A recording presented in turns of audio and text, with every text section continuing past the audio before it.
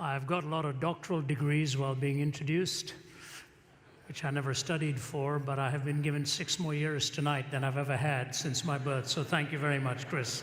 At this stage, every year counts. So we'll hang on to what we have. Got a lot of help up front there when you've got all the nice luminaries like Sinclair and Cal and all sitting around you. When the announcement was made that the car lights were on, somebody from the behind leaned over and said to me, "This is your moment to get out if you wanted to." So I don't know what that suggestion was made for, but I almost took him up on it. And then Cal leaned over and said, "I thought they didn't make cars like that anymore, that they automatically went out." So my response to him was, obviously there's one person in the audience who doesn't go to a prosperity church. And we're very proud of you. It is possible, of course, you are sitting in a state-of-the-art car and just you're sound asleep in the front there with the lights still on, but hopefully whoever had it has got it all corrected. It's a real honor to be here, a privilege to be whenever RC invites me to come. It's not always easy to accept. The reason is my calling is to hostile audiences. That's where I go. My primary calling is to go to places where people disagree with me and want to attack the faith. And so we are really evangelist apologists in all kinds of venues. In fact, just the day before yesterday, I was speaking at West Point. I did one morning at West Point, first night to the cadets, next morning to the prayer breakfast of that area. And just shortly before that, we were at UCLA on a Wednesday night where nearly 3,000 came for an open forum on the subject, "Has Tolerance Become Intolerant?" So as much as it's wonderful to be here, I wish I could be in places like this more often because you all minister to me. One man shook my hand and said, "You know, I know all of your jokes." And I've even translated them into Spanish, he said. So I shall not be returning in the future. He will be coming with all of the humor for you. So starting off with jokes, I'm to speak tonight on the theme of the resurrection. But I'm going to really call it the link of the resurrection in a life-changing story. Because it doesn't hang on its own. It comes in sequence on some very critical forerunners, both in personages and in the storyline. And I think it was important because every time this question came up with even Jesus on the Emmaus Road, rather than just going to it and showing them that he was indeed the resurrected Christ, he goes back across history, putting one link into another.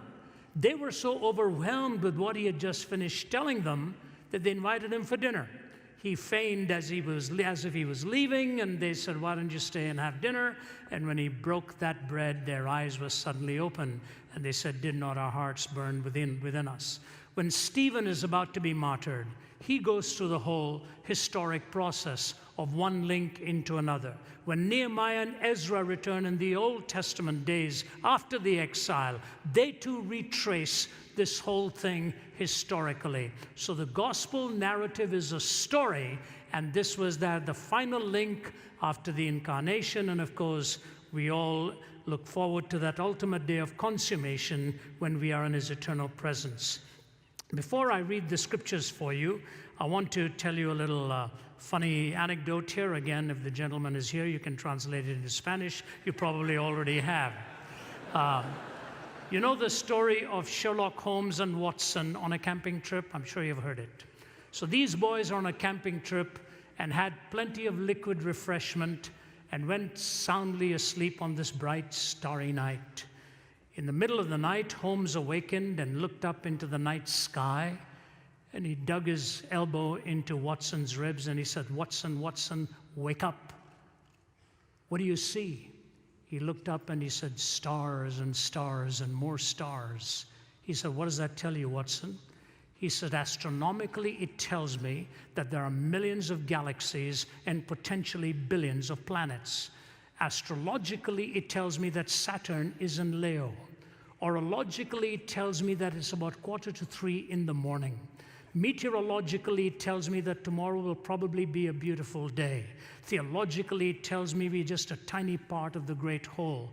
Why, Holmes? What does it tell you? He says, Watson, you idiot, somebody has stolen our tent.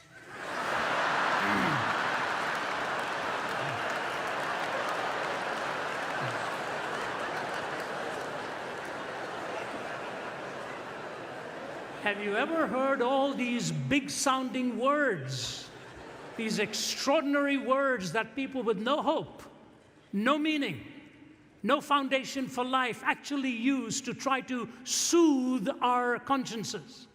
Maybe that's why they even sometimes lapse into verbiage that they really ought to be careful about. Richard Dawkins was not too long ago with the former dean of St. Paul's Cathedral, who himself, by the way, happened to be a liberal man, but they were debating this issue.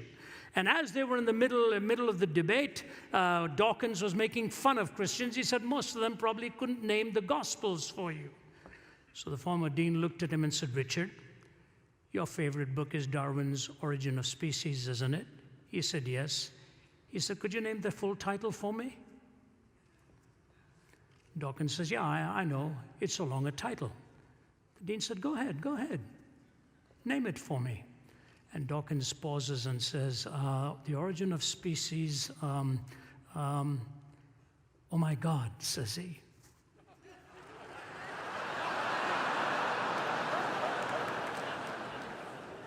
I hated to even repeat it, but this was live on the BBC.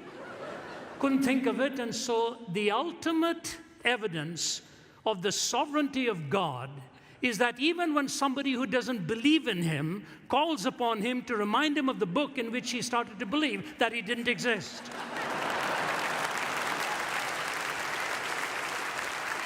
Quite amazing how these things happen. But here it is when we deal with the notion and the reality of the resurrection and the whole gospel story. I'm going to present to you 3 links. The first 2 are so important, and then they link into the third on the resurrection. But for the atheist, he or she will deny all 3. Why? Because they are against the miraculous. Naturalism has to explain everything. For the religionist of various spiritual worldviews, they will definitely deny at least 1, if not 2 of them. The Christian affirms all of these, all 3 of them, and they are vitally important links in the storyline of the gospel. I've been in the ministry now exactly as long as RC has been, 40 years. And I can honestly tell you, the longer I am in this, and the more I'm privileged to defend it, even in front of some of the most hostile audience of the world, I'm more convinced than ever that we have the most beautiful story to tell, and a story that is rooted in truth and relevance, the twin feet on which we must always carry the wings of the gospel here. Beautifully reminding people of how we can soar with it, but when we land, we touch the feet with both ground, truth and relevance. Here's Paul in Acts 17. I've got 3 passages. I will read 2 of them. Acts 17, Luke 24, and 1 Corinthians 15. Luke 17, verse 24. Acts 17 and verse 24.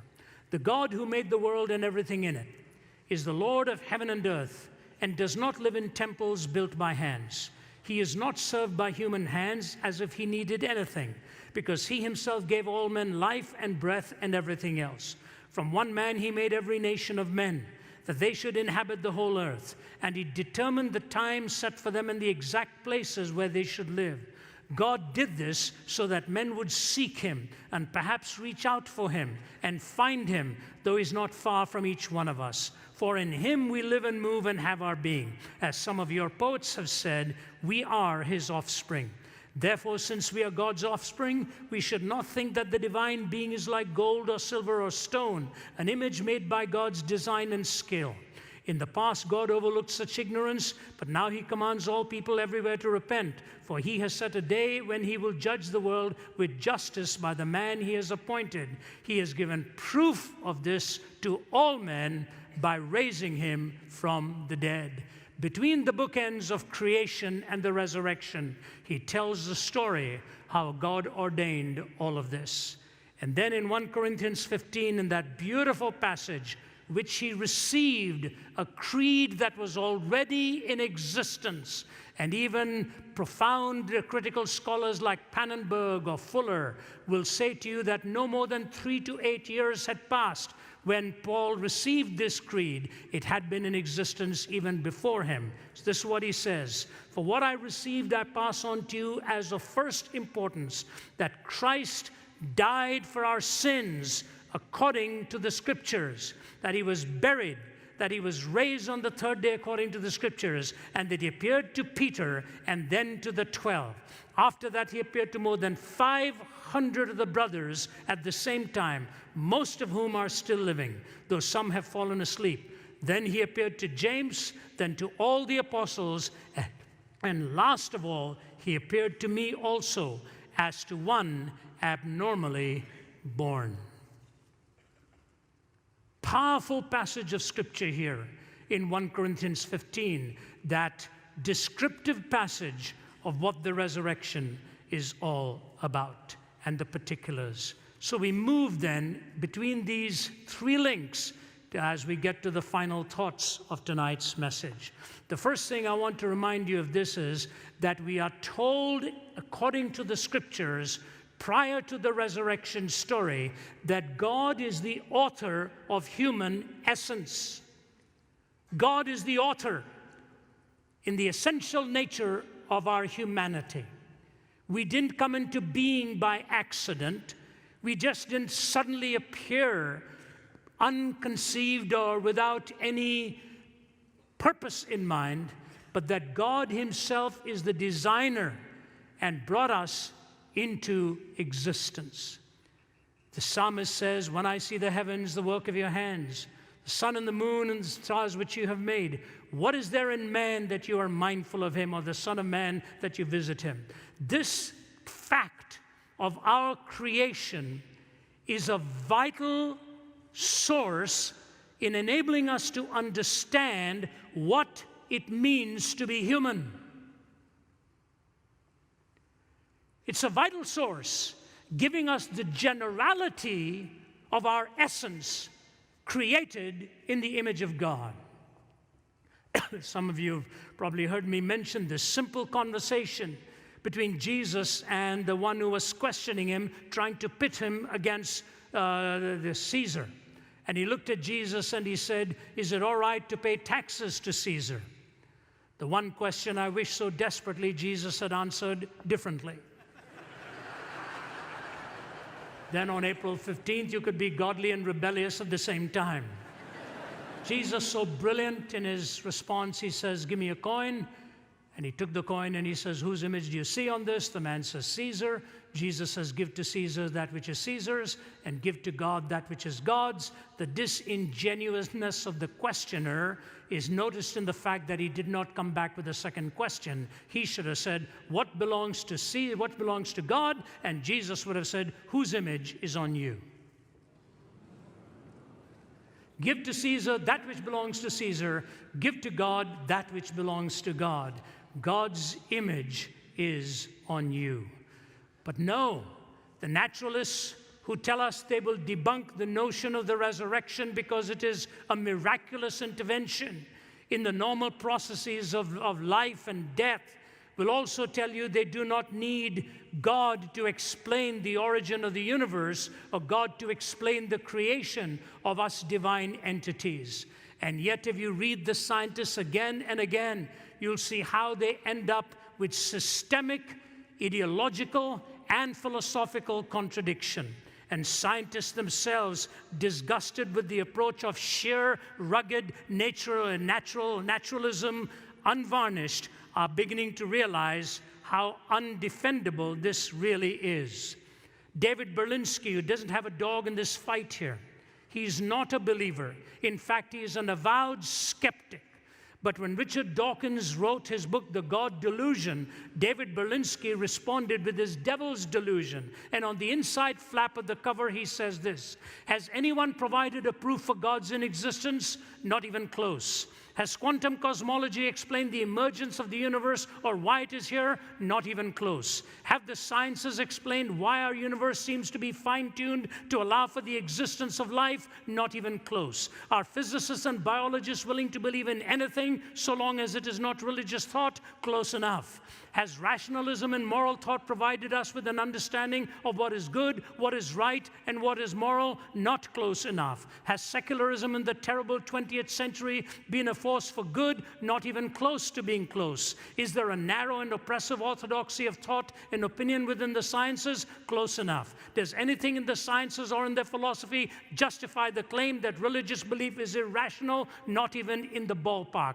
Is scientific atheism a frivolous exercise in intellectual contempt? Dead on.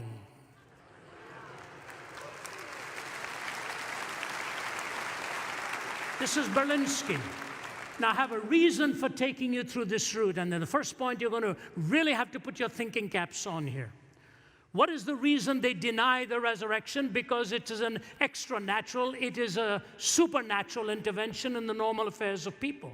What is the reason they deny the creation story? Same facts that they supposedly bring to bear. Now notice where they end up in their own convoluted philosophizing. You see, there are really 4 fundamental laws in nature that they wrestle with. Law of gravity, the electromagnetic field, and the strong and the weak nuclear forces. The law of gravity, the electromagnetic field, the strong and the weak nuclear forces. They have to bring these together in some permutation and combination to explain how the universe even came into being. Now notice how the astronomers and how the physicists have wrestled with the conundrums. Here, for example, is Sir Frederick Hoyle, along with Chandra Vikramasinghe, who is a Sri Lankan scientist. Listen to what they say. In calculating the odds that all the functional proteins necessary for life might form in one place by random events, they come up with this figure of 1 chance in 10 to 40,000 of how these proteins can all come together. These are skeptics, Hoyle and Vikramasinghe. That's 1 followed by 40,000 zeros after it. 1 in 1 followed by 40,000 zeros. But then he goes on to say this, however, since there are only 10 to the power of 80 atoms in the entire known universe, and the chance of this happening is 1 in 10 to 40,000, they've concluded in these words, it is an outrageously small probability that could not be faced even if the whole universe consisted of organic soup. Now notice the next comment Hoyle makes. Life could not have originated here on Earth, nor does it look as though biological evolution can be explained from within an earthbound theory of life. Genes from outside this Earth are needed to drive the evolutionary process. This much can be consolidated by strictly scientific means, by experiment, by observation and calculation. What he's saying is, there is no way on Earth for this to have produced what we have. So what does he conclude? He goes with the panspermia theory. Do you know what that is? Spores were brought from another planet to seed the Earth in order to... That's Sir Frederick Hoyle. All right. Stephen Hawking. Listen to what he says. Why did the universe start out with so nearly the critical rate of expansion that separates models that recollapse from those that go on expanding forever? So that even now, 10 billion years later, it is still expanding at nearly the precise critical rate. If the rate of expansion 1 second after the Big Bang had been smaller by even 1 part in 1 quintillion, by 1 part in quintillion, I'm translating it from the British million, which is different to the US here, so he comes out here by 1 part in 1,000 million, which is 1 US quintillion, I think. The universe would have recollapsed before it ever reached the present state. So then he goes on to say this, even if there is only one possible unified theory, it would still be a set of rules and equations. What is it that breeds fire into these equations and makes a universe for them to describe. The usual approach of science of constructing a mathematical model cannot answer the questions of why there should be a universe for the model to describe, and why does the universe go to all the bother of existing at all. What place do we then have for a creator? Hawking, Francis Crick, listen. An honest man, armed with all the knowledge available to us, can only state that in some sense the origin of life appears at the moment, listen, to be almost a miracle. So many other conditions which would have had to have been satisfied to get it going.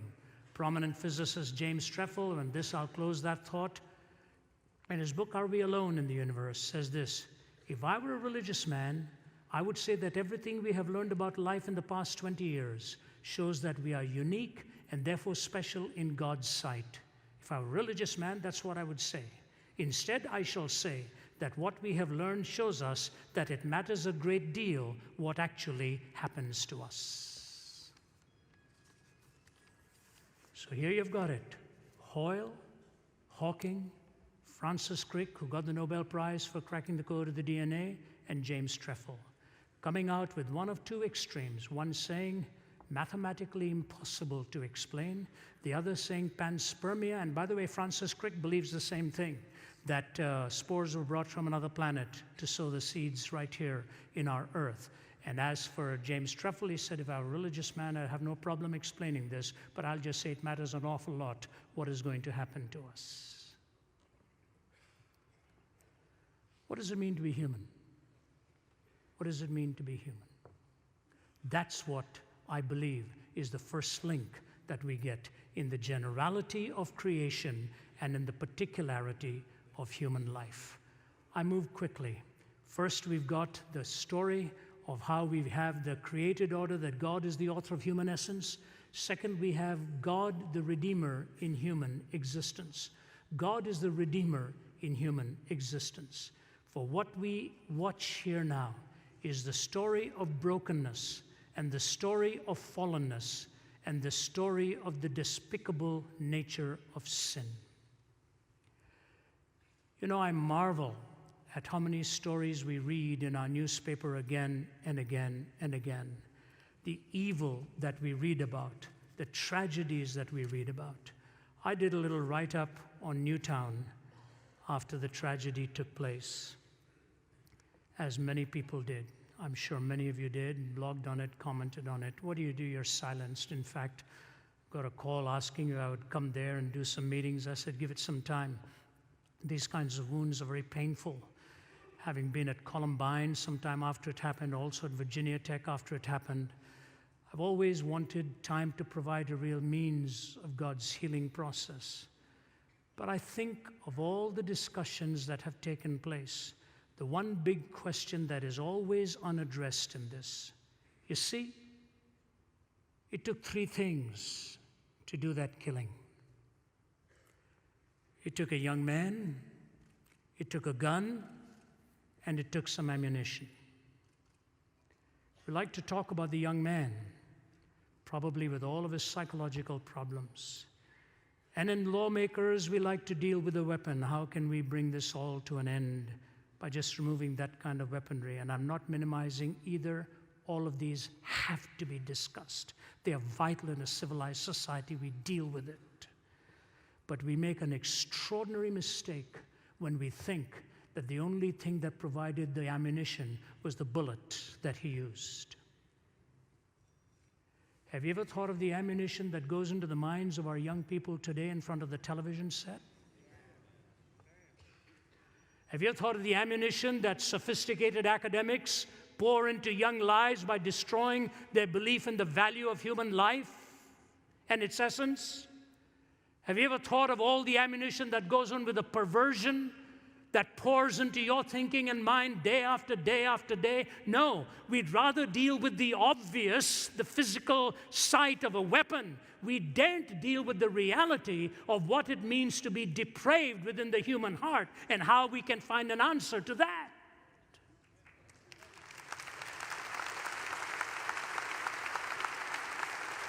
You see, here's the thing I want to say to you.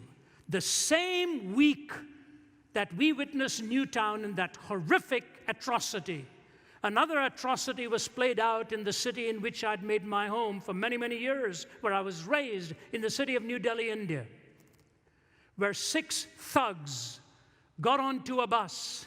They had no gun, they had no bullets. They just took some iron rods and staffs and poles and battered a young woman to a point that she was so brutalized and plundered in her body that no hospital in India found within itself the resources to mend her body. They flew her to Singapore, and within a few days she lost her life. And the man she was with, I forget whether he passed away or what, he too was bludgeoned. 5 ordinary village-type people with no gun, with no bullets, ravaged a young woman like that, a beautiful young woman preparing to study psychotherapy, sent to an early grave. The depravity of the human mind. You know, my wife wanted so much to be here, and we've been through a tough 10 days. I'd gone to Australia and come back and finished some meetings, and she had gone to represent me for some board meetings in Singapore and India. First time we were back together after 3 weeks, it was a week ago Sunday, and Margie and I were packing some boxes, preparing to move, and she got up on a small step ladder, and I was in a other room, putting some of my books in or whatever, when I suddenly heard this crash and a scream, and she came crashing back, and when I walked in, it's a sight I'll never forget. She was just staring glassy-eyed into the ceiling, and her arm was just completely limp. And I just burst into tears and bent down, couldn't move her body. She said, please don't touch this arm, something's happened. And I called the paramedics and all of them, and took them about 30 minutes, first giving some morphine to kill the pain, and then 30, 40 minutes to get her onto a stretcher. It was a complete, clean fracture of the humerus, upper right humerus. You know what happens when your bone's broken? I had a broken back at one time. You can will all you want to will, and you cannot move that extremity. You can want to make all the decisions you desire, and she couldn't move that arm and still is in trouble with it, probably for some weeks, if not some months to come. Is that not an indication of what happens when the soul has ruptured and broken and fallen away from God? You can will all you want to will. You cannot rescue yourself. You cannot redeem yourself. So the story of creation is linked directly into the story of redemption, and both of them take a miraculous intervention. Both of them. So those who deny the miracle of the resurrection are forced to deny the miracle of the new birth. Remember a long time ago, not a long time, but a couple of years ago, maybe even less than that, a book was written that ought never to have been written, which was called Love Wins. And one of the statements, I don't like to criticize people's writing, but I remember when I came to this line in there, I put it down and I said, my word. When he made the comment that nowhere in the New Testament there's a talk about receiving Jesus Christ into your life as your Savior. And so, you know what, folks? I came to know Jesus Christ when I was 17 years old on a bed of suicide. All the willing I'd done for 17 years had just ended up me in a complete mess. And I'm an apologist. We argue from here and find the bridge to here. From the head to the heart, we do it all the time. But I'll tell you what, no matter what arguments are presented to me at the end of the day, I know in whom I believed. I know who's redeemed me. I know the divine encounter and what happened to me in that hospital room. I know the transformation that took place, the new hungers, the new loves, the new desires, the new passions. All of these came by divine intervention. It was a miraculous intervention of God Himself into my life, just as He's intervened in yours. And until we understand that it really takes a supreme intervention of God Himself to overcome the dastardliness of evil, the inclinations of the heart, Until we understand that, we can just sort of stop short with one idea of the miraculous, either in the creation or in the resurrection. We will lose sight of one of the greatest down payments of the ultimate resurrection, which happens right now, as God brings new birth within you and brings that dead soul to life, as it were, bringing the new life into you. This society does not understand evil. That's why it does not understand the miraculous power needed for the new birth. Adolf Eichmann, when he went to trial, I remember being in Yad Vashem in Jerusalem when I was doing a research for one of my books, and the people took me in and showed me reams and reams of material. And in fact, there were young people going through the entire manuscript and the transcripts of the Eichmann trial, and a lot of it fascinating to read, how he was brought in by the Mossad from Argentina in a cloak and dagger operation. It's told in the book, The House on Garibaldi Street, and ultimately put into a film, how the intelligence so brilliantly operated. Peter Malkin was at the helm of it all, and brought Eichmann back in a brilliant maneuver and took him back to Israel for his trial. And Hannah Arendt, of all people, writes the book on the trial and execution of Eichmann, and her book ends with this paragraph. Adolf Eichmann went to the gallows with great dignity. He asked for a bottle of red wine and drank half of it. He refused the help of the Protestant minister, the Reverend William Hull, who offered to read the Bible with him. He had only 2 more hours to live, and therefore no time to waste. He walked the 50 yards from his cell to the execution chamber, calm and erect, with his hands bound behind him. When the guards tied his ankles and knees, he asked them to loosen the bonds so that he could stand straight. "I don't need that," he said. And when the black hood was offered him, he was in complete command of himself. Nay, he was more. He was completely himself. Nothing could have demonstrated this more convincingly than the grotesque silliness of his last words. He began by stating emphatically that he was no Christian and did not believe in life after death. He then proceeded, "After a short while, gentlemen, we shall all meet again. Such is the fate of all of us men. Long live Germany, long live Argentina, long live Austria. I shall not forget them." In the face of death, he had found the cliché used in funeral oratory. Under the gallows, his memory played him the last trick. He was elated, and he forgot really that this was his own funeral. It was as though in those last minutes he was summing up the lesson that this long course in human wickedness had taught us, the lesson of the fearsome, word and thought-defying banality of evil. You trivialize evil, you trivialize the new birth. You trivialize the new birth, you will ultimately trivialize the created order. And these 2 links in the mind of the Apostle Paul were absolutely critical as he led to the resurrection. That God is the one who is really the creator of our human essence. He is also the redeemer of us in our human existence. And then he leads us to that final of all truths here.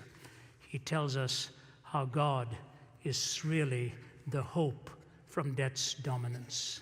God is our ultimate hope from death's dominance, defines our essence, redeems us in our existence, and gives us the hope against death's dominance. I want you to follow me very closely now, because I'm bringing this all down to the tip of the funnel here, the lower end of it. What is the resurrection all about?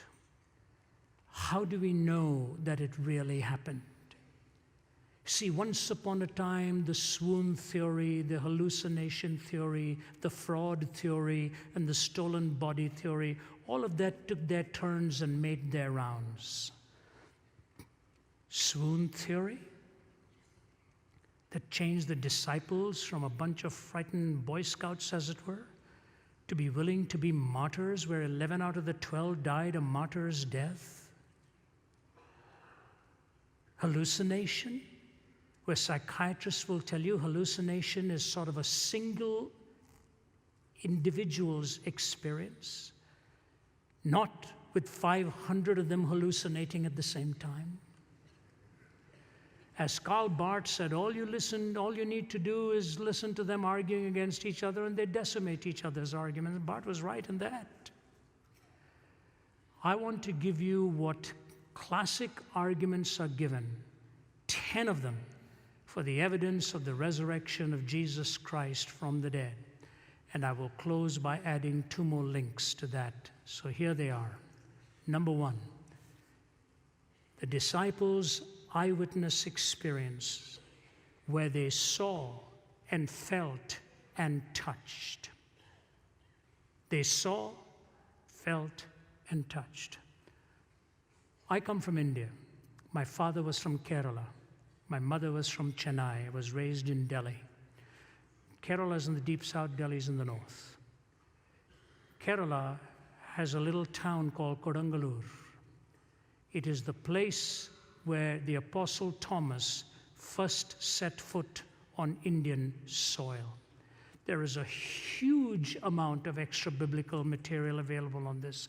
I researched it, I picked it up from people like the Venerable Bede to other well-known patristic fathers and so on who testify to Thomas going there. The oldest church in India is called the Martoma Church, named after him, after Thomas. And I ask you, why would a man have done what he did and paid with his spear-thrusted side? Because he said he would not believe until he saw and felt and touched. And the eyewitness of Thomas is, as he knelt and felt that side, ho kurios mu, ho theos mu, my Lord and my God, the transformation of Thomas. Why did 11 out of the 12 disciples die a martyr's death? And by the way, Thomas Aquinas makes a vitally important point here about these martyrdoms. He said they all died alone. They died alone. This is not 12 or 50 or 60 of them in one room all of a sudden deciding to come up with a theory and a story and being gutted by flames. Peter crucified upside down. Paul stoned on the Appian Way. And here Thomas on Indian soil being speared to death. There's a memorial to his death to this very day. They died alone. They weren't looking for some great celebration on the outside and some cheering. They were murdered and slaughtered in so many different ways, and they paid for this. Think of all things of the vision of Peter, who even after seeing the transfiguration, a sight given to just 3 of them, so profound was the transfiguration experience where he said, let's stay right here. I don't want to leave here. Even after that, he went on and denied his Lord. Then he says, but now we have the word of the prophets made more certain, and you will do well to heed that as a light in a dark place. What's happened to Peter is a remarkable transformation. And I suggest to you that he saw Moses, he saw Elijah. It took the resurrected Christ to transform this man. So number 1, you see the disciples as eyewitnesses. Number 2, the early proclamation of the resurrection. So powerful. These documents are so powerful. You know, a few years ago, I was in Tirana in Albania. I just finished speaking at the parliament and then spent about an hour with President Berisha. Fascinating conversation, which I won't betray to you. But after that, the curator of the museum said, I really want you to come to the museum, please. I said, I'm very tired this afternoon. I've got to do an open forum at your university. He said, please come. I'll give you something as a treat you'll never forget in your life. I promise you. And I was a guest, and I told my videographer, Bob, I said, why don't you go with me? I'm tired, but let's go. We went, and they were surrounded by all kinds of militia. I wondered where we'd come. And I walked into the room, all guards around the room, and people packing an auditorium. And he takes me in, and he introduces me in their language, and then he turns to me in English and says, will you please repeat the message you gave to the members of parliament this morning? So I looked at him and said, I thought you were going to give me a surprise and a treat I'd never forget. He said, it'll come, just speak. I did it in about 20 minutes, and then we sat down. All of a sudden come 3 or 4 guards with their arms outstretched like that, all of them wearing blue gloves. And one man following them with blue gloves in their hand places one in front of Bob Tigert, my videographer, and myself. And they place these volumes in front of me. The 4 Gospels, written in gold ink by the hand of Saint Chrysostom in the 400s.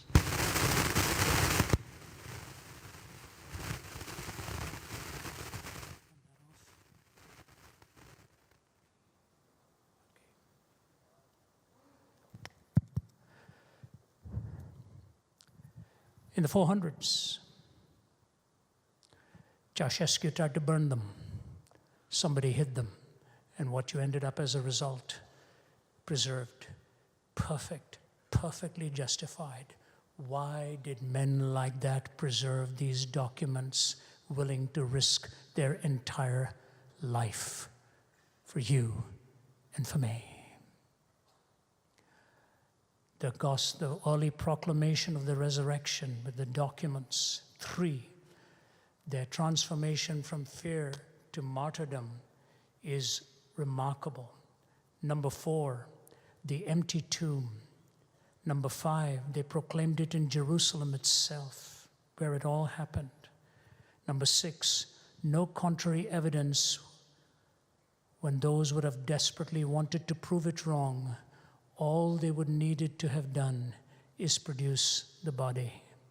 Instead, Rome itself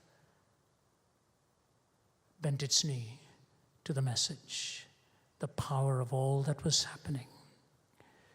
7, the existence of the church founded by law-abiding monotheistic Jews.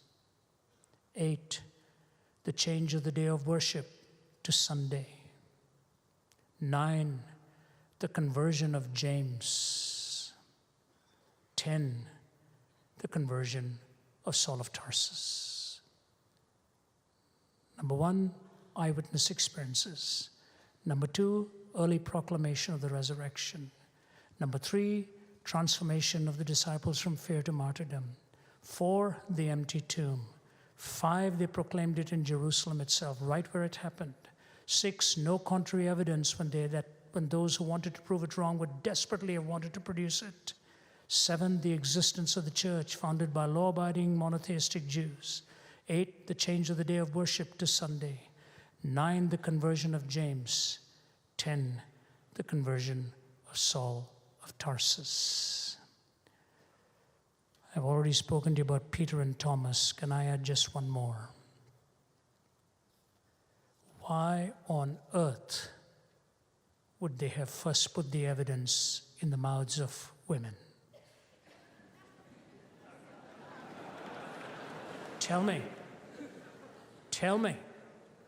In a society where their word would not have counted in court. So if anybody is scheming this thing up, anybody is trying to create a scenario, that would be the last place they would have gone to find authority. It's just like my Lord, who take those that the world was marginalizing, just like my Lord on the cross, to look at the young man and point to his mother and say, take care of her. She's your mother now. And then he comes into the garden and appears to the women and says, you go and tell the disciples, and you go and tell Peter, these boys weren't ready for this kind of a primary source. It's amazing. Absolutely amazing. Something else. Why would he have said he was going to bodily rise again when he could have hoodwinked them like other Eastern mystics and said, I'll spiritually rise again? How do you ever falsify something like that? How do you falsify it? Say, he's spiritually risen. He said he would bodily rise again. You know, I'm not kidding you when I tell you this. Take these 10 to 12 to 13 evidences and put it together and try and then defend the swoon theory, the fraud theory, the stolen theory. And I think Spong came up with what, dogs ate the body, and the book came out, Spong was wrong. Anything Spong believes, I don't know where he comes up with. I think he lies in bed at night wondering what weird idea can I come up with tomorrow morning. all these other theories. And I love what the Apostle Paul says. He says, and to me, the least of all, he says, one abnormally born. You know what he's talking about? One dragged out of the womb, unwilling to come out. And he goes and writes for us 1/3 of the New Testament and changes history as it was known then. And he says this, different to all the other disciples, that I may know him, the power of his resurrection. That I may know him, the powers of his resurrection, and the fellowship of his suffering, being made conformable unto his death. Follow me. Every other disciple came the other way, through the cross to the resurrection. He came the reverse way, from the resurrection to the cross, that I may know him, the power of his resurrection, and the fellowship of his suffering, being made conformable unto his death. Let me take you back. Creation, the general value of you as an essential person, the particularity of you as an individual. You see, many humans die every day. We can't mourn for all, but God gives us those special relationships. When we lose someone close to us, that particularity of that person becomes important for us to know whether the resurrection idea really is true and the fact of the resurrection is historically tenable, because then we'll see this loved one again, the hope. And then we go through the redemption, who brought the miracle of new birth into you and to me, from the miracle of creation to the miracle of the redemption to the miracle of the resurrection. Follow me carefully here. What goes on with the skeptic here? Please follow me. I don't know why I think up these things, but I do. You know, my wife and I celebrated 40 years of marriage last year. If salvation were by works, she will get to heaven just for having lived with me for 40 years. But thank God, we'll get there by grace. Here's what I want to say to you. When it comes to natural law, the skeptic invokes the natural law as an absolute and will not allow for the miracle because it's an exception. He wants the absoluteness of that which is routine, repetitive, and will deny anything that is an exception because it invades his preconceived notions. So he holds on to the absolute in the created order and denies the miracle because it's an exception. When it comes to moral reasoning, he reverses that. He takes the exception in order to argue against what's normative. That alone ought to tell you what these boys are all about. They want an end game in sight. They want to get to the end without God. And so when it's convenient, they'll hold on to an exception. When it's inconvenient, they will deny an exception. So in the created order, they hold on to the absolute, deny the exception. On moral reasoning, they hold on to the exception to deny the absolute. That's the way it goes. That's the way it goes. I was with a professor of law of a very prestigious university. I'll close with that, end up with a couple of illustrations here, and I'll be through. If I named him or the position he held, all of you will know whom I'm talking about. But I was having coffee with him for 1 hour, total skeptic, before I lectured. This is not long ago. He said, you know, Ravi, when I was young, I had all the aspirations, and I was very conservative in my thinking, my values, my beliefs. Then I got into university and got everything the way I wanted it to go. And I became extremely liberal and jettisoned all my absolutes. And I became the chief legal counselor, and he named the person for whom he was the legal counsel. He said, you and I are sitting across this table now. You're in your 60s. I'm approaching 70. He said, I'm back to my conservative way of thinking, and wondered where all the years went that I squandered in debunking absolutes and debunking all those notions. He said, you know, friend, I want to tell you something. If there is an answer, I'm coming more and more to the conviction it'll have to be in Jesus Christ. I know of no other. He writes to me, he writes to my colleague in Oxford, John Lennox. Why? Why?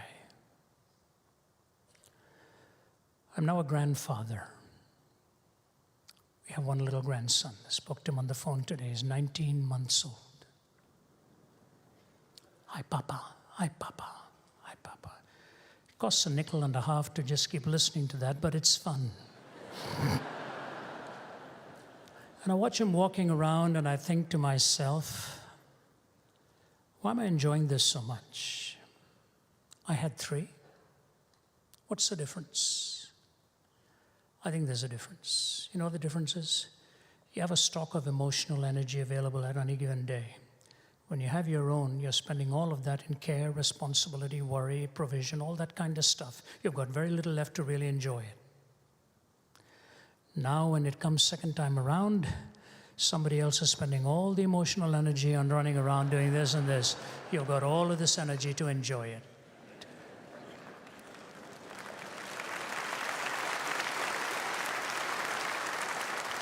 When he was born, I happened to literally arrive as she was being taken to the hospital.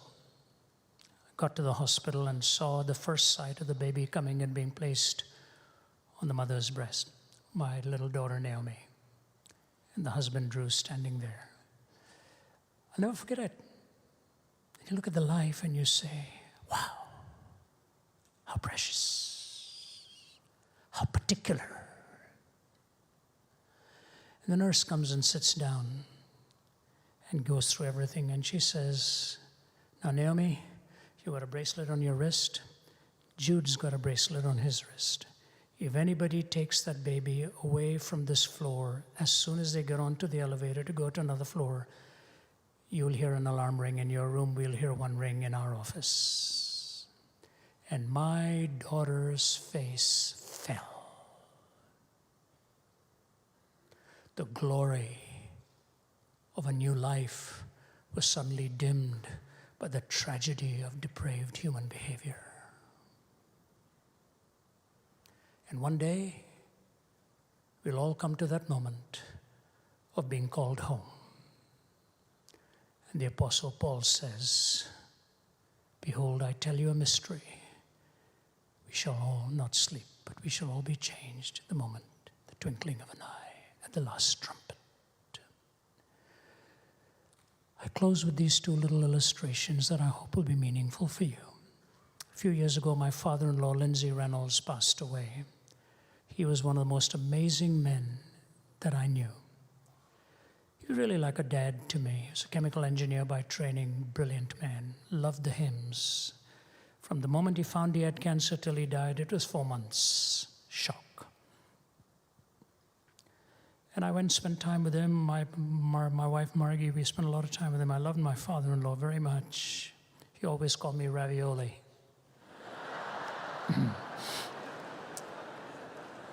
He never had a son. And I went and sat down and held his hand, and we chatted of all the great things. And he said, I'm so sorry, son, this has come so suddenly, and so on. I had to go away for some meetings, and the day he was going, he'd been silent for a few days. He was 85, been married 63 years, I believe. He'd been silent, shriveled down to a bag of bones. Didn't say a word. Then his eyes opened. 3 of his 4 daughters around the bed, his wife around the bed there. They all said this. He opened his eyes, looked to the heavens, and he said the word, amazing. That's amazing. Then he looked at his wife and said, Jean, I love you.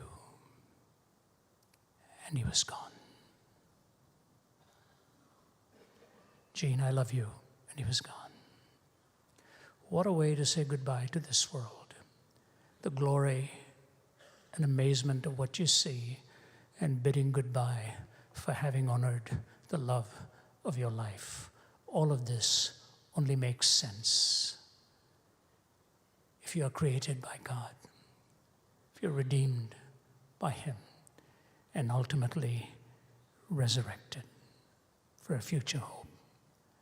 And so the songwriter says, but just think of stepping on shore and finding it heaven, of touching a hand and finding it God's, of breathing new air and finding it celestial, of waking up in glory and finding it home.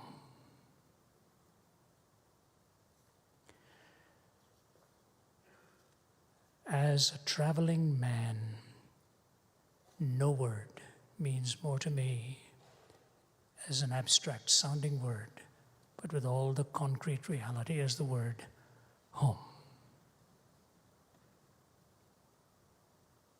You see, C.S. Lewis is right.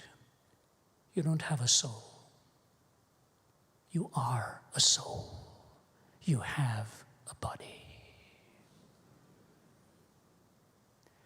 That is the hope that God gives to you and to me. And so the three links, the miracle of creation, the miracle of redemption, and the miracle of the resurrection. You know who knew it best? Lazarus. You can go to Larnaca today and see his grave. He became a bishop there. Do you know what it says on his grave? Lazarus, Bishop of Larnaca, twice dead, friend of Jesus. I'm glad he's not just your friend and mine, he's also our Savior. And as a friend of mine used to say, if we don't see you in the future, we'll see you in the pasture. God bless you.